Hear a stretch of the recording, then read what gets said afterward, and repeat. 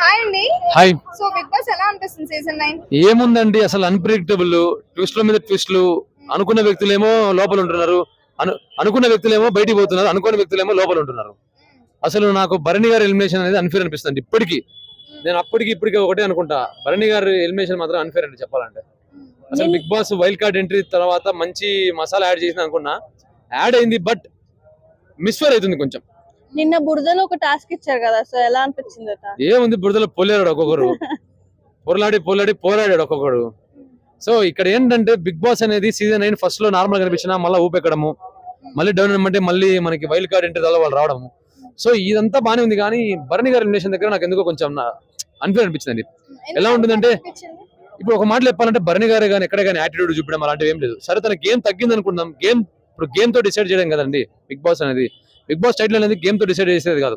Attitude, వాళ్ళు ఉండే విధానము, వాళ్ళు నడుచుకునే విధానము, వాళ్ళు ఆకట్టుకునే విధానం, వాళ్ళు ఆకర్షించే విధానం ఇవన్నీ కలుస్తాయని బిగ్ బాస్ అంటారు.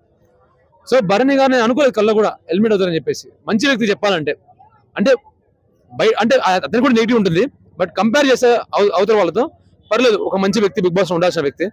సో మరి ఏమో మళ్ళీ ఆయన వైల్డ్ కార్డ్ ఎంట్రీ ద్వారా మళ్ళీ తీసుకొస్తారంట, తీసుకొస్తే బెటరే.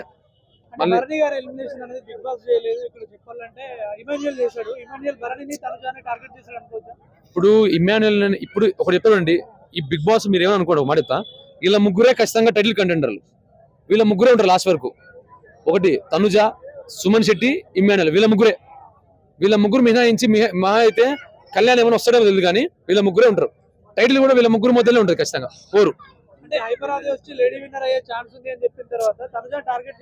అదే అలాంటిది అనుకోవచ్చు. ఇప్పుడు లేడీ విన్నర్ అని చెప్పేసరికి, ఇప్పుడు ఒక విన్నర్ గురించి మనం చెప్పామంటే అవతల తొక్కాలని చూస్తాడు, వాడు ఎదుగుతున్నాడు కాబట్టి. సో అదొక ప్లాన్ అనుకోండి. సో వీళ్ళ ముగ్గురు ఉంటారు ఫైనల్ వరకు, గెలిచింది కూడా వీళ్ళ ముగ్గురులోనే ఉంటది. సుమన్ శెట్టి కెప్టెన్సీ ఎలా అనిపిస్తుంది? పర్లేదు, బాగుంది, పర్లేదు. నేనంతా సుమన్ శెట్టి ఫ్యాను కాబట్టి నేను నో చెప్పాను ఆయనకి. ఏముంది ఆమె మామూలుగా, రీతు అంటేనే కొంచెం అదే ఫస్ట్ వచ్చింది, చూద్దాం ఇంకా ముందు. ఇప్పుడు నన్ను అడిగితే ఇప్పుడు ఏదో కొంచెం బిగ్ బాస్ కి ఏదో మసాలా యాడ్ చేద్దామని చెప్పేసి వచ్చింది అంతే. ఏం లేదు అక్కడ, మళ్ళా పోయి దీనికి. సో నాకు తెలిసి ఇంకా ఈ వీక్ లో ఎలిమినేట్ అయితే రమ్య మోక్షనే ఎలిమినేట్ అయిపోతుంది. రామరాథోడ్ ఏం కాదు, నాకు తెలిసి మోక్షనే అవుతుంది ఎలిమినేట్.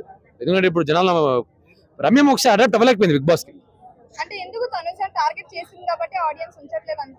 అట్లేం లేదు, తను అడాప్ట్ అవ్వలేకపోయింది. ఫస్ట్ థింగ్, బిగ్ బాస్ అంటే అతను ఉండే విధానం బిగ్ బాస్ లో పనిచేయదు.